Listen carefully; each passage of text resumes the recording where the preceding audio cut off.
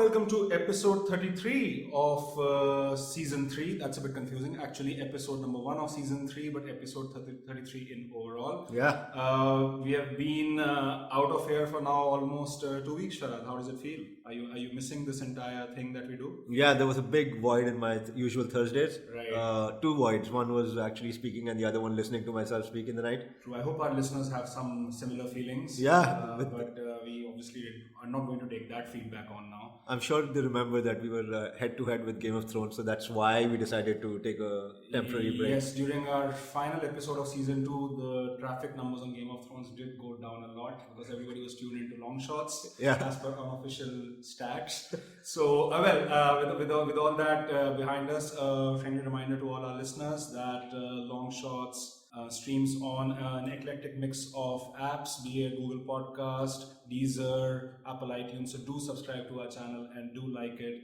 so that you get that nice little notification every time an episode goes live. So as we had given a bit of a, I won't say a spoiler, but a bit of a hint in our last episode in season 2 that season 3 is going to be slightly different. So do you want to explain why now? Yeah, so in season 3, our listeners will have the benefit of hearing another person in addition to both of us. A third voice. A third voice, yes. We have now kicked off guest series, for the lack of a better word. And my first guest, I'm very happy to say, is a very dear and close friend of mine, Anuj Dayal. He is my batchmate from IIT Kharagpur. Practically, I think the second or third person I met on campus. But besides from being a dear friend, I think Anuj is especially qualified to be on this podcast because he's, I think, equally fascinated by business, finance, and markets as both of us. Anuj worked in the UK for close to 5 years in Deutsche Bank, Och-Ziff, HPS, looking at both structured credit as well as private equity. He was obviously in IIT Kharagpur, then went to IIM Ahmedabad. Anuj, welcome. How's it going? Lovely to be here, guys. Thank you. Yeah, no, it's so you're a private equity person. Obviously, Nikhil knows you very well. No, I don't, nor do our listeners. So what brings you to India, and how much do you miss private equity core, or do you think there's a lot of private equity play in India as well? I think I basically moved back for the pollution, right? Yes. I'm just completely missing it in London. So I decided to move back for that reason. It's obviously having the desired results already, and I'm sure your listeners will hear me coughing throughout the podcast as well. And it's not really fun, like when you open the weather app and you have like clear skies. It's always better to have that, unhealthy haze on it. Kind of makes it exciting. Makes it more akin to a Game of Thrones episode. Yeah, absolutely. Right. That's like the most encouraging coming back to home story I've heard of. And Anuj, like in terms of obviously, let's start with startups. Right. Okay, because I know that you are obviously looking at startup valuations almost at an obsessive level. You are kind of trying to find where the story works, where it doesn't work. But before you kind of give us your thoughts, I was reading, I think a couple of days back, Economist actually did a recent cover on tech unicorns in the US, and it was saying that while it's interesting because all of them are kind of following this strategy of blitz scaling, right? And the biggest testament to that is like while Amazon, which is considered to be the pioneer of blitz scaling, spent like close to $3 billion between 1995 and 2002, Uber spent $4 billion of burn only in 1 year. That was last year.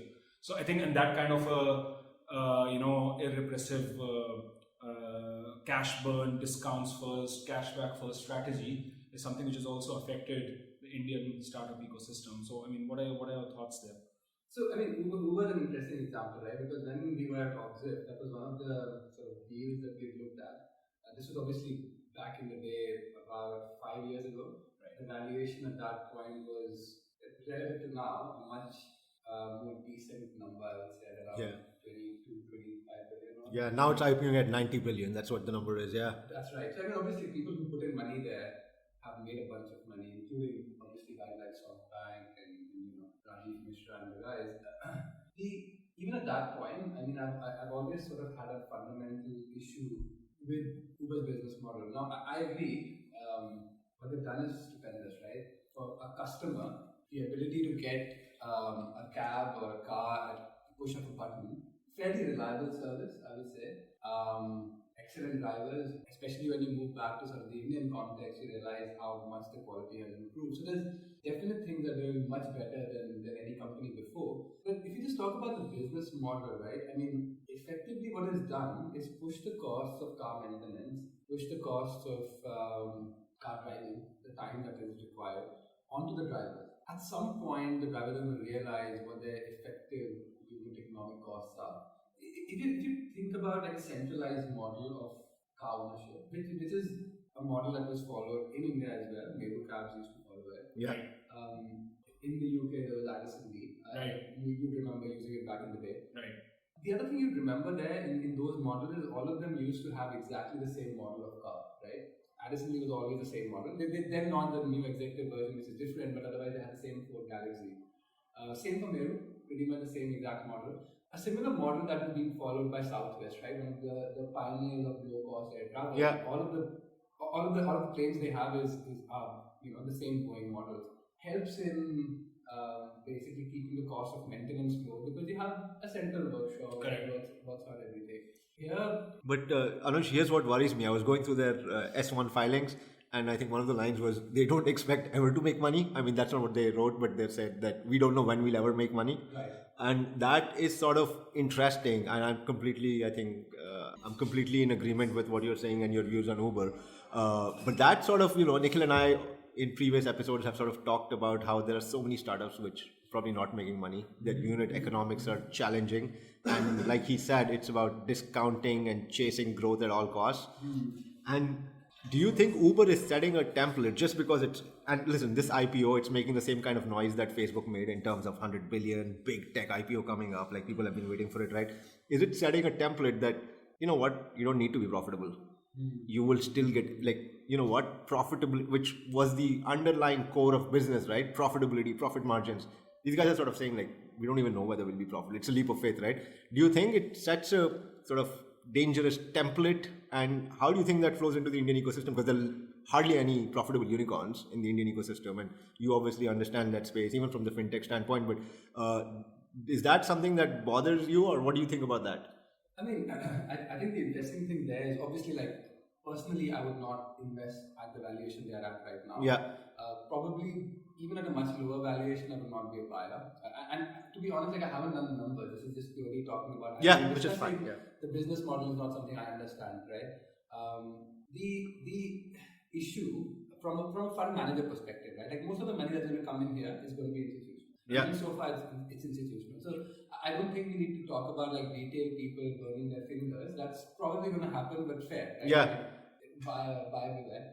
I think the bigger issue is you look at a fund manager who's sitting there right now, kind of like in the same position that I was in when I said, actually, at 25 billion, I don't think Uber's. And by the way, we were not putting in a huge amount of money, but whatever the small amount was, I did not do that, right? If I was still employed by that company, when Uber's valuing at 90 billion, at some point my MD is going to make a wise crack and say, let go of a 4x trade. Yeah. What happens to, if you look back at the psychology of that trader who did not put in money into this private valuation round 4 years ago, or for some other similar company, even if it's not money making, and then they end up IPOing at some value, how does he think about it now, right? Does he think, actually, I've been wrong for 7 years, but now I'm going to be right? Probably not. Yeah. Even I feel like an idiot, right?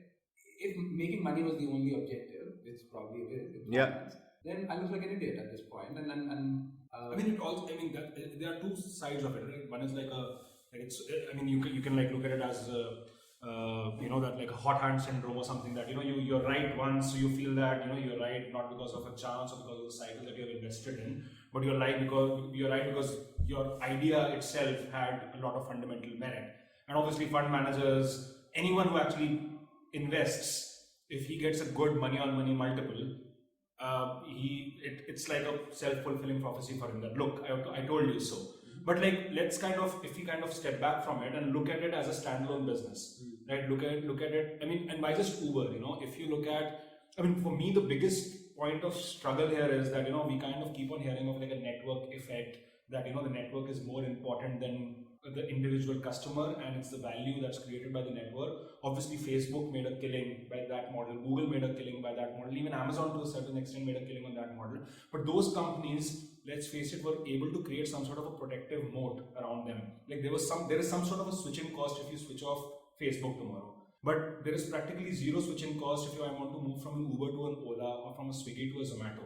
right? Is that why like things don't often work? Or I mean, is that why we get so nervous about looking at their business models? Because we know as customers ourselves that, like, for instance, if tomorrow, like, I want to, I don't know, order food, like whichever has the better selection of restaurants or a better deal coupon, I just go with that service. I really don't care about, the brand, or I don't have any customer loyalty. This customer loyalty is something that they need to work on. So I guess, I mean, if I was to ask you the question in a slightly different way, you're saying are all markets by nature winner takes all, right? I mean, Facebook probably is.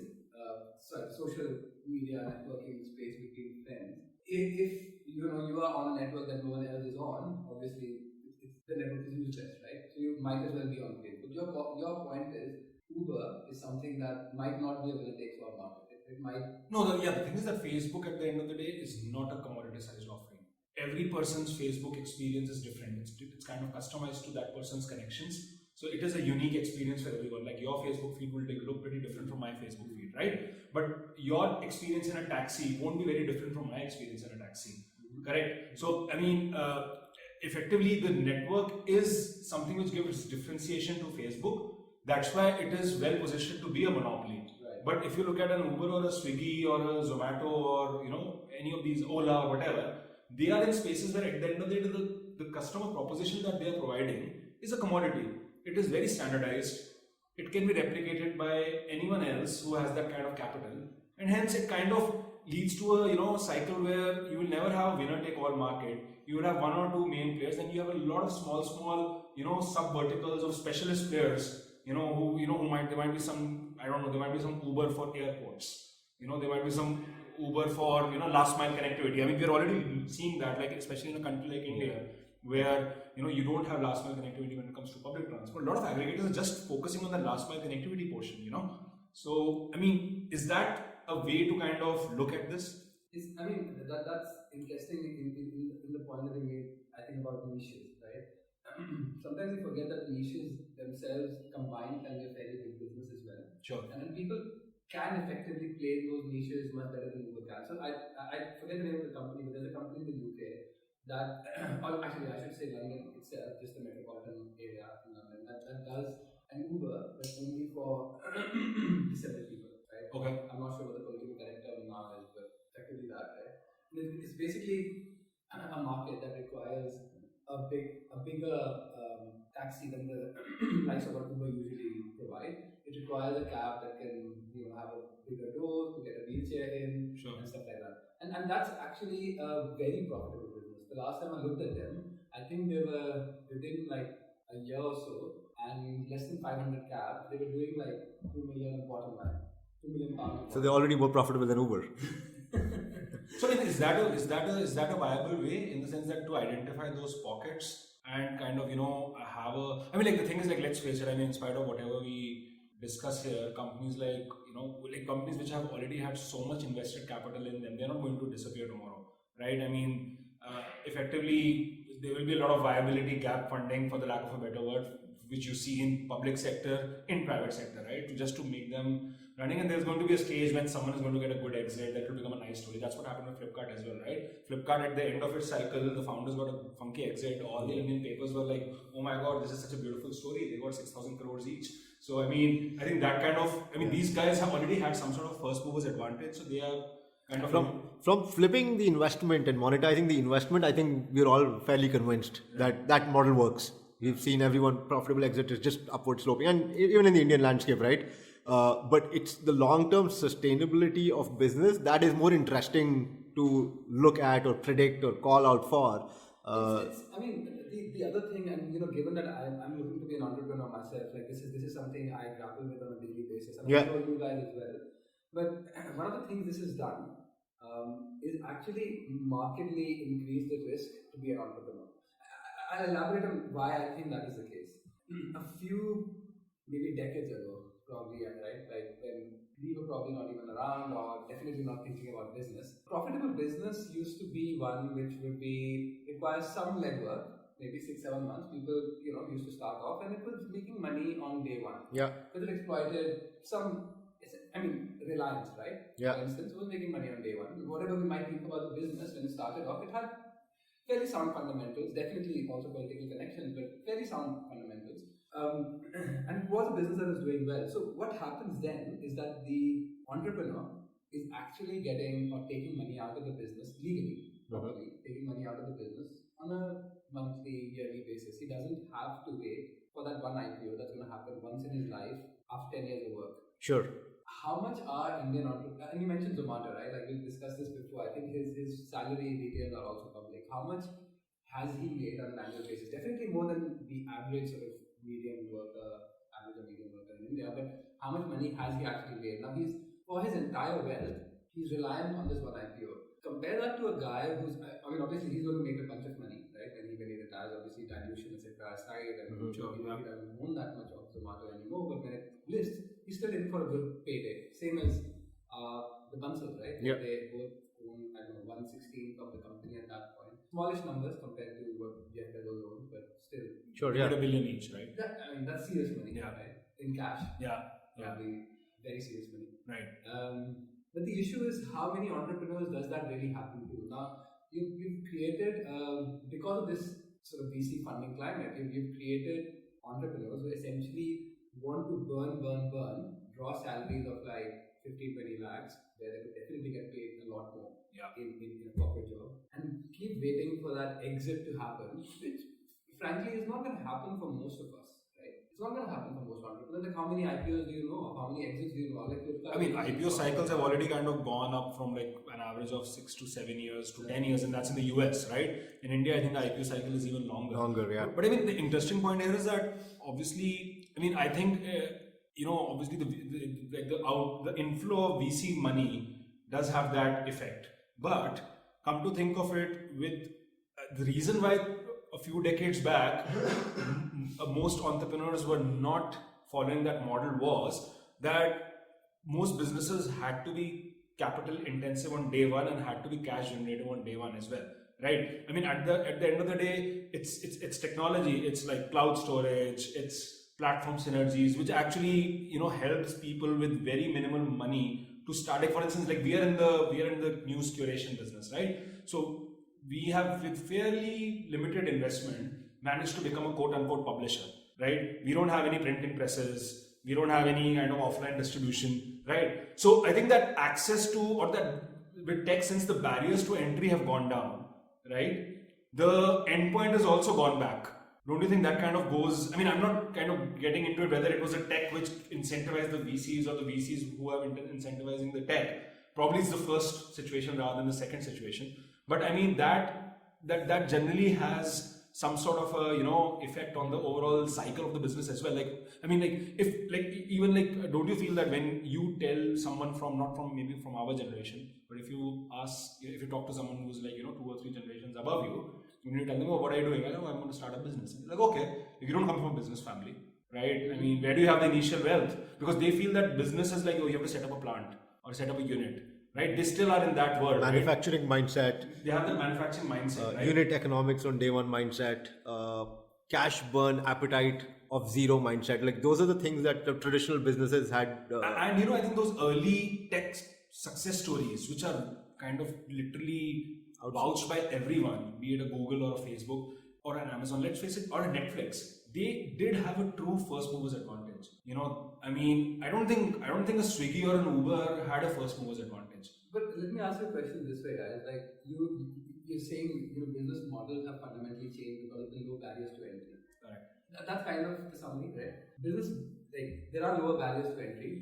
That gives us sort of two main points to think about. One is, even when you're a very big guy like an Ola or Uber, does your competition effectively have the same availability of a low barrier to entry? In the case of Facebook, definitely the barriers to entry are very high, right?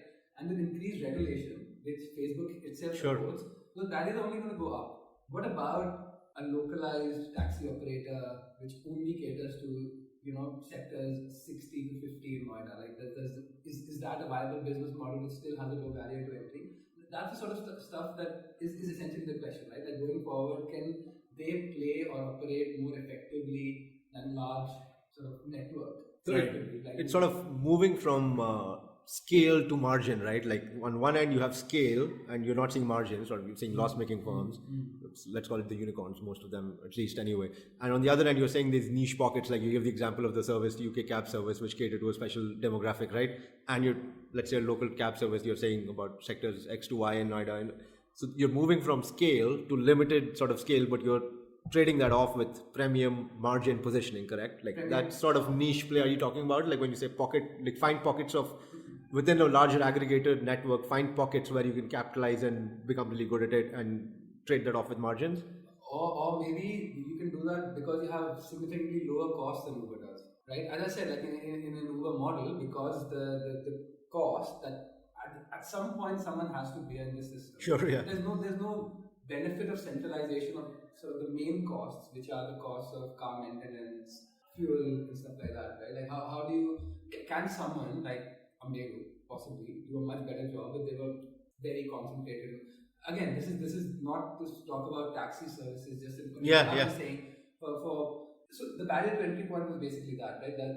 Are low barriers to entry also low barriers to entry to your competition once you become someone of decent enough scale? And if that is the case, right, then these businesses, firstly, like I don't know what multiples they trade on because they don't have any EBITDA to talk about. But like when they do have an EBITDA, like their multiples should be significantly lower because they are technically businesses that are more prone to disruption than a sort of a manufacturing setup like a petroleum refinery in Jamnagar, right? So should that have a much higher EBITDA multiple versus these, then they have an EBITDA. I think there's a scarcity value problem there, right? I mean, like it's the same thing. Like for instance, if you ask me as an individual investor, right, that okay, would I like to invest in a aggregator specific to old age homes or retirement homes, which is very profitable, but which has its own, kind of niche place. I mean, it will grow, but it will never grow very, very aggressively, but it will always make good money. As an individual, probably that's a good investment for me. But if as soon as I get into a fund structure, right, there is that internal mandate that I have, which kind of, I mean, and it's a philosophical mandate to some extent. Oh, scale. I think frankly, it's a half mandate. It obviously does not always reflect the entire thing, but I think a lot of VCs think of it like that. So if suppose I pitch that retirement home opportunity to a VC, they might feel, That's true. I mean, I think that why, and that's the reason why the Uber, which probably is more prone to disruption, which probably is more prone to competition because of the technological nature of its business, still trades at a higher multiple. I mean, because from a supply perspective, naturally is more better position for me. Like I'll give you an example. Like in the same Economist article that I was referring to, they interestingly picked up, I think, 20 unicorns worldwide, and they obviously had the main, the usual suspects, Uber, WeWork, and so on. And they looked at, I think, and currently all of them are, out of the 12 are up for IPOs. And I mean, the IPO expectation collaboratively is around $250 billion, in terms of the actual amount, right? Which is equal to the amount which Alphabet, Facebook, and Alibaba raised, right, collectively. And the Economist guys, I mean, I don't know about the assumptions, but they did a DCF, right? They did a DCF and they saw, okay, what is the sales and margin growth these businesses need to generate over the next 10 years to justify a $250 billion valuation. Sales growth was around 40%, margin growth was around 35%. Right. Facebook managed to have that sales growth in the last 8 to 10 years, but their margin growth was still 19%. Facebook, right? So clearly there is a distortion there, right? And see, just on Facebook, I think that margin is probably going to go lower. Like all of you would have seen the FTC fine. Correct. It's going the same way as banks went after 2007, right? They were the poster child, and then I mean, and Facebook had the benefit of entering a world where the regulatory framework around a tech platform was not even there. Right, and now that platform is coming back with a vengeance, right? So it will happen. I mean, I would encourage you guys and like all your listeners to read Raghuram Rajan's latest book, right, The Third Pillar. Okay. It talks about how like tech's probably taking over a huge part of the role that sort of community used to play, right? And in that, it's effectively disenfranchising the community, right? Which I to some extent agree with, right? Like tech is to a large extent changing our views without us necessarily knowing about it. But anyway, that's a separate topic. To come back on the point about what you made on VC funding and how that's probably led. I mean, if there's a lot of funding that is changing scale, right? effectively all entrepreneurs who want some money have to go and talk about scale and passion and all of these And things. that's a circular logic, right? I mean, that's a circularity that everyone falls into. Like you chase scale or you don't sort of raise. By the way, like, these are not useless things that I'm pitching to a VC, but like just for this. Yeah. Of course not. Yeah. So I mean, scale and if all of the businesses are effectively sort of end up chasing that, then you always have businesses, as you said, that will end up chasing scale. But look back 10 years, and you know, I think the example of DMart in my mind is a very sort of strong and interesting example for that from that perspective. Like, I know it was funded by a hugely wealthy guy who was less wealthy now than he's then, but still, you know, he was a fairly wealthy guy, and did all of the things that, you know, we were just attributing to sort of older generation mindset. Right. Yeah. What are unit economics? Does your thing make money on day one? How are you going to raise the capital? These were issues they solved over time, and you know, phenomenally good operations. The brand is fairly strong. I mean, none of us has probably gone to a DMart, but you know, the sort of clientele they cater to has good respect for. Elitist You know what I mean, right? Yeah, Like, sure. that business has done well, and if you look at DMart today, you only know about it because it IPO'd. Before that, you'd be like, oh, what is this interesting store, right? Right. Yeah. In somewhere in Panvel, I've never seen this before, but Right. it looks busy. They cater to a niche, like you said. They catered to a niche. Yeah. They did a phenomenal job, trading at an exceptionally good multiple right now, which again we can argue with, but wasn't VC funded. Right. And I think if I was to put my money on a bet, right? I don't know how to invest into it, but if I was to take a bet, I would say in 5 or 10 years from now, you would see a non-VC funded, money-making, IPO, profitable business Sure, that people are investing in today, and which is not being done by a VC. Right. And I mean, the other issue that comes with, I think, interestingly with scale, is that you have VCs making atrocious claims like this product is going to touch 500 million users, right? I mean, I was showing you this product earlier in the morning. It's called Doubtnut. I mean, no disrespect obviously to the formers. I think to the founders, they're trying to solve, you know, a good problem. How do you ask a question which has differential equations in it? It's called Doubtnut, is it? Doubtnut, that's right, Doubtnut. I think it's not. I think I know for sure it was part of the Sequoia Surge platform. That's sort of meant to cater to early stage companies. It's a 3-year-old company, or roughly around 3-year-old company. Essentially, you take a photo of a mathematics problem that you have, upload it onto their website or their app, which is Android, I think, or iOS, and you know, they show you a video explaining the solution. That's the intent. To that specific problem, or like a general solution? So obviously, No, I mean, like, what is it supposed to say? I'm sorry. I mean, to that specific problem. oh, okay. Obviously, that's an intent. I don't think it's working. As we sort of found out today, we asked them a question about, like, you know, And a tough mandate as well. It's a tough mandate. Definitely, it's a tough mandate. But that's what they're trying to solve, and I see the value in that, right? Like when we were back in school, if you wanted to Google something like this, like just putting in the differential equation is a pain. How do you do it, right? So yes, the idea is interesting. What they want to do, and you know, all power to them. Hopefully, they solve that issue at some point. Like, you know, it's a good idea. But I read one of their investors. I don't remember the name. Younger. She was basically saying, you know, I think this is going to touch 500 million users in the next 6 years. Why is that even important?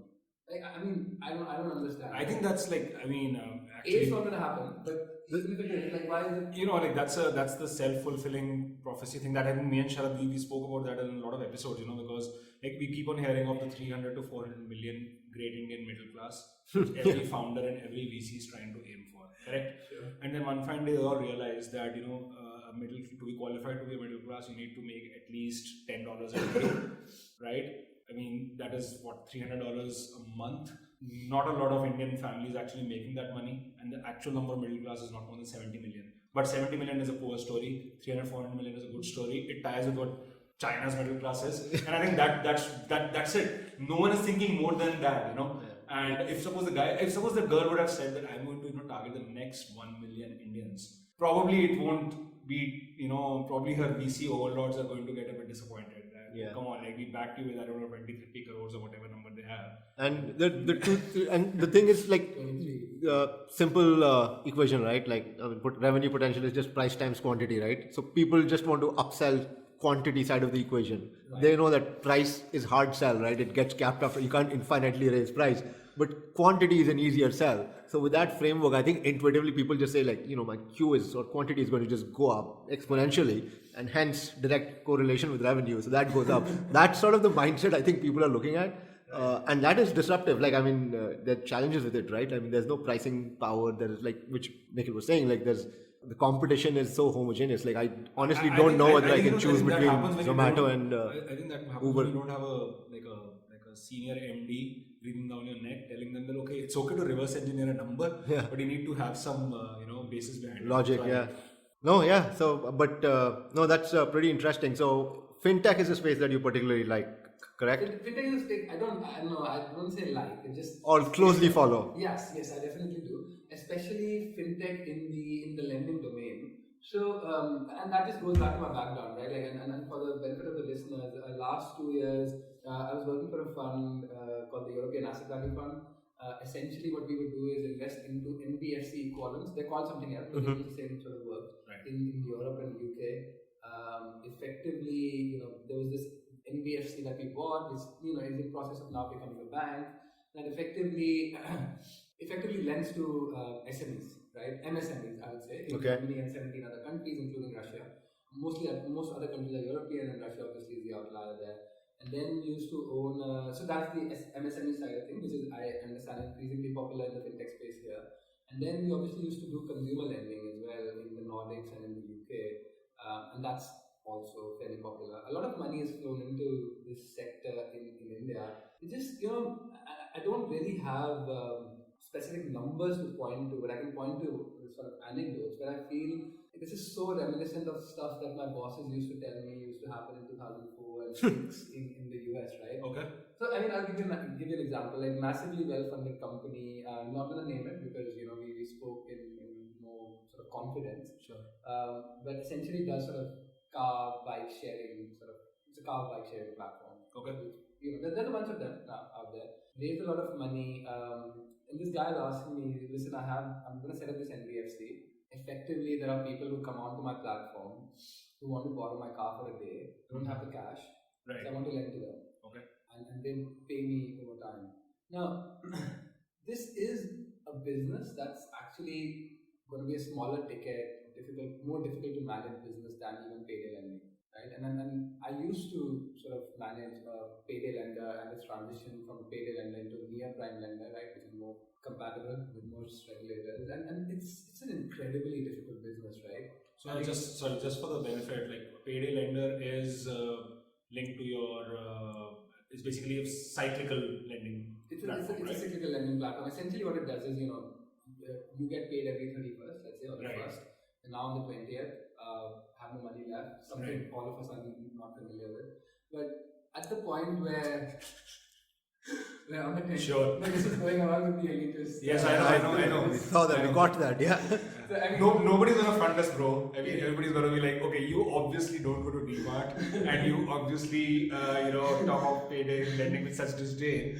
So, I will talk of sure, yeah. Right? I mean, it's not a customer. I think, unfortunately, people who are listening to you who have iPhones, for instance, like you mentioned Apple, whatever, they don't have this issue. They don't have this issue. Right. Payday is predatory, let's just put it that way. It is predatory, right? And if they have this issue, I mean, there's something more fundamentally wrong with them. Anyways, it's not a huge market problem here. In the US and UK, it's a massive issue, right? Yeah. It's also, I mean, how you can pick up whether the market is going the same way or not is by seeing how many boards or advertisements you see for gold lending.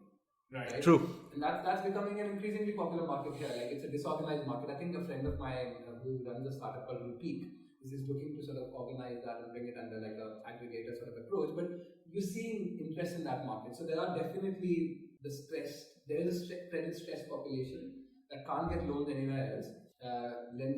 Goes out and pawns its family gold or whatever else, or iPhones, right? And gets money against that. instinctively you think about that market and you're like, okay, this guy is in serious trouble. Yeah. I think your instinct is right in this case, right? Yeah. That is the reason why he's coming to a payday lender. Correct. So it's a very hard business. I mean, for a variety of reasons. One is obviously your customer has poor credit to start off with. His family economics are bad, which is why he's come to you and he's borrowing from you at like 500-600% APR in the UK. And the other thing is like you obviously are not going to get any support from the regulator ever, unless you're paying him off, which is different, can happen, but you're never going to get support from a regulator. You're never going to get support from a civil society, right? Like maybe some guys there, but largely speaking, that's why it becomes such a hard business to do, right?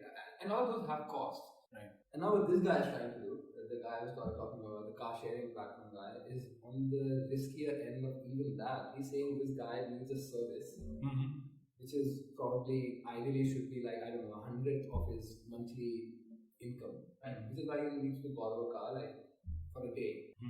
That's a sort of percentage of his monthly salary that this should be, right, in your mind. Maybe, I don't know, a 20th. And you're lending that to him. You're not even lending him a month's salary, you're lending him a 20th of his salary. Correct. That's so much riskier than a payday loan. Right. And I just, I looked at, I was talking to this guy. But that's risky anyway, right? That is I think irrespective to do with even if the regulator cares or regulator kind of tries to make sure that some sort of a risk management framework is there. It's risky anyways, right? If you're looking at like such a short-tailed ticket size. And I mean, I can give you sort of hard facts for why that is risky. Yeah.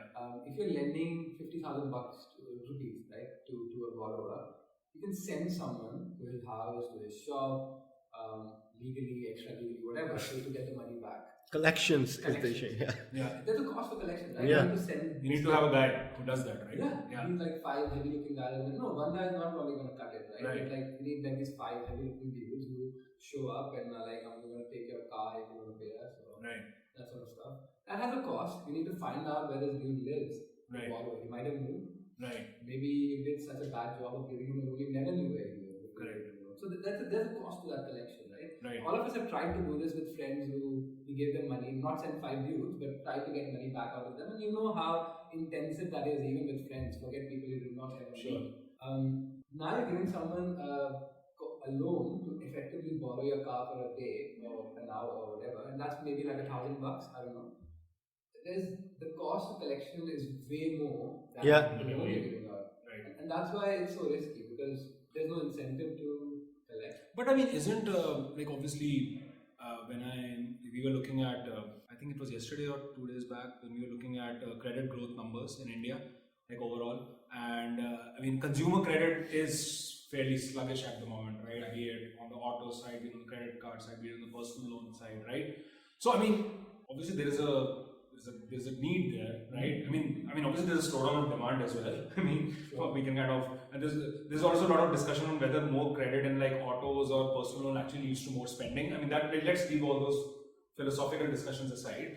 But if you look at today in the space of consumer lending, obviously looking at a short day, 1 day car service loan or whatever is, I get it. But what is the vertical you think might be an attractive vertical from a lending perspective? So I think macro, it makes a lot of sense that India is credit starved. There is no doubt in my mind about that. Right. We all know money lender families that have done increasingly that in this country, right? And that's been a business since, I don't know, forever. Interesting thing, I will probably talk about it, interesting story that I want to share if we have the time. But I think the consumer story as consumers being stressed is definitely interesting. The issue is, I think so many people are going after giving, especially in the fintech space, and that is why I refer to anecdotes, I don't have numbers, right? Are going after lending which is inherently easy. And what do I mean by that? Like lending that is supposed to allow you greater amounts of consumption is inherently easier to do than lending that creates value. Right? So there's that difference.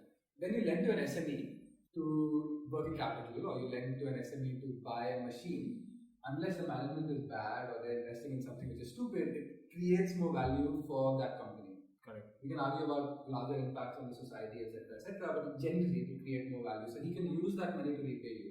What does a person gain by financing an iPhone, right?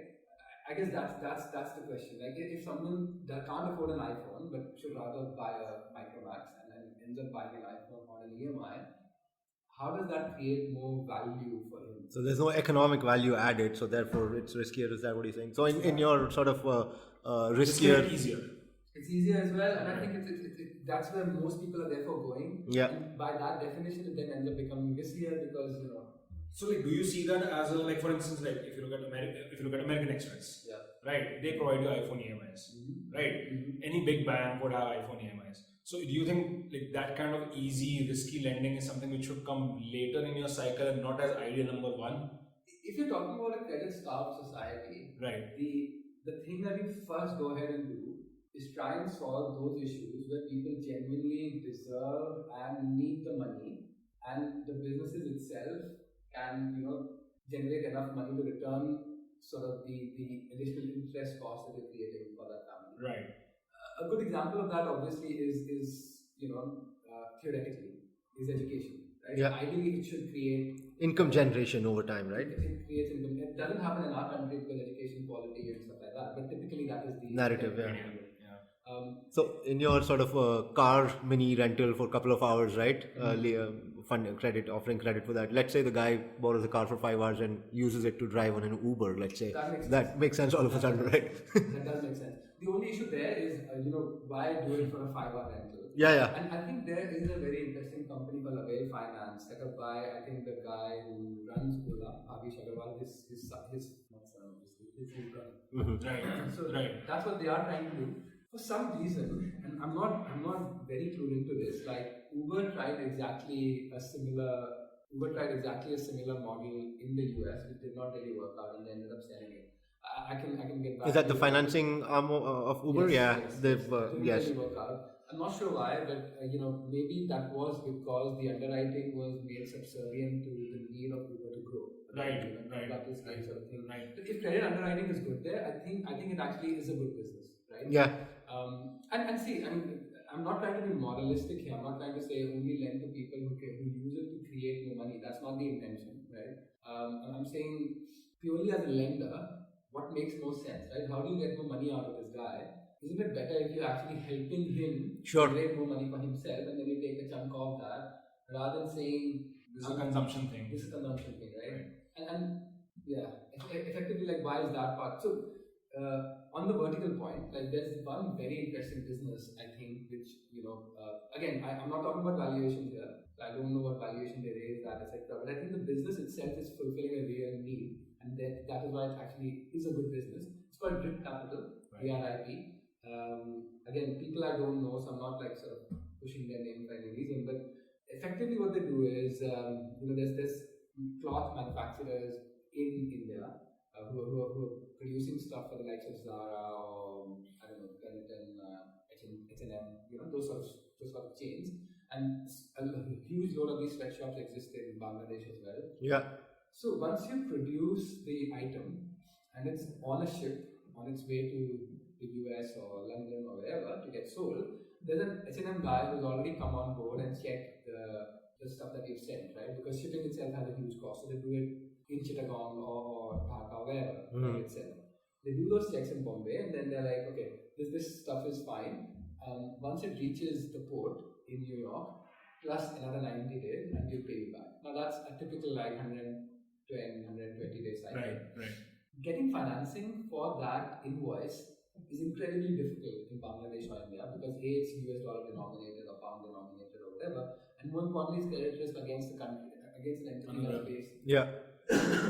Now, all of us know international banks have been retrenching for quite some time, right? HSBC does international banking as well, but I mean, you used to work with them, you realize like how they're retrenching from various different countries. Yeah. So that business has become less and less challenged from the big players, especially as they move back to their home countries. These guys have come in and they've said, you know what, actually it's US dollar denominated invoice, I get US dollar denominated funding, take some part of the FX risk in India because I'm going to pay this guy in rupees. But they just add that on to the API that they are borrowing at. Now, Zara credit risk, I don't know what it is, but like it's probably, let's say, something short of 5%. Right? And these guys are lending at 20. Now, is 15 good enough for 4-month FX risk? I think so. Sure. You can help. Sure. Right? And it's a business that's actually solving a problem for these guys who can still borrow at 20% because the margins on this working capital that they can sort of create more clothes with is so much higher. Right. Yeah, no, that's pretty interesting. So I mean, like the key here is that effectively, like it kind of comes back to that entire barrier to entry or moat point, right? I mean, this is what it kind of comes to it. Like at the end of the day, it's easy to lend to someone who wants to buy a watch, but like the example that you just gave right now, there are a lot of moving pieces here which you need to link up, and that's why it becomes a value proposition in the first place. So I mean, that's the way one can kind of like even when you're looking at business models, that's probably a good way to attract both VC and non-VC funding, so as to say. But in terms of if you're looking at credit overall as a space, I keep on reading about there are so many NBFCs which are coming up, right? Every second day there is someone who's taking a license and kind of getting into the space, right? And I mean, do you think there is some sort of a shift which is happening from the state-driven financing system to more individual lenders, or do you think these guys eventually would just be one service provider for the big guys? I mean, I say that because like I've seen that firsthand in peer-to-peer, right? In P2P, initially it was supposed to be like they take some underwriting risk, they kind of expand the book themselves, they do the linkages and matching, right? But RBI went in, kind of literally tied their hands up, and most of them then ended up as being like some sort of an online loan origination platform for bigger banks, right? Obviously they're all NBFCs, they're all licensed and all that, but many of them are just pure tech platforms. They don't really end up doing the lending themselves.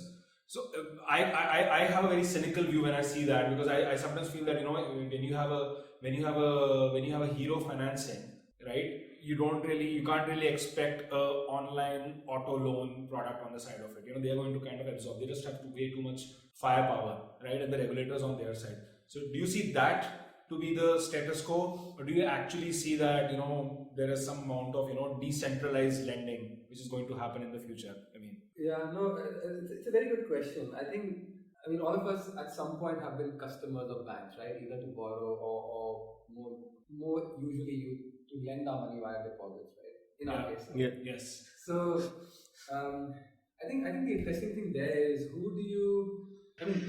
barriers to entry. Yeah. Coming back to that point, what really attracts a customer to a loan? I think that there's usually like two things, right? And the second thing I think is less important than the first one. The first one is what is the cost at which I'm going to get this loan. The second one is convenience. Right. Convenience includes other things like speed, how much do I have to spend, how easy or difficult it is to get the loan, all of that good stuff.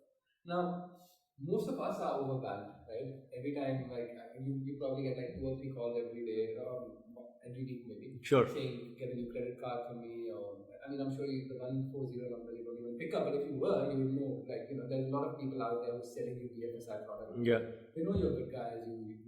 Not good guys, good customers. You have iPhones. So in that sense, it just becomes one of those things where the competition is going to drive down the cost to an absolute minimum.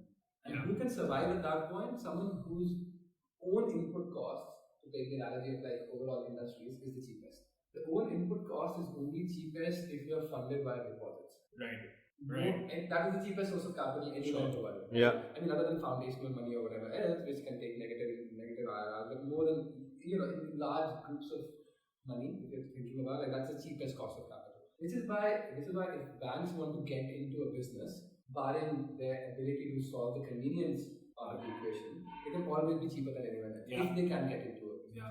Now, what's happened interestingly is sometimes Basel II and Basel III regulation, which at some point I also copied in India, ensure that some businesses are very expensive for banks to do.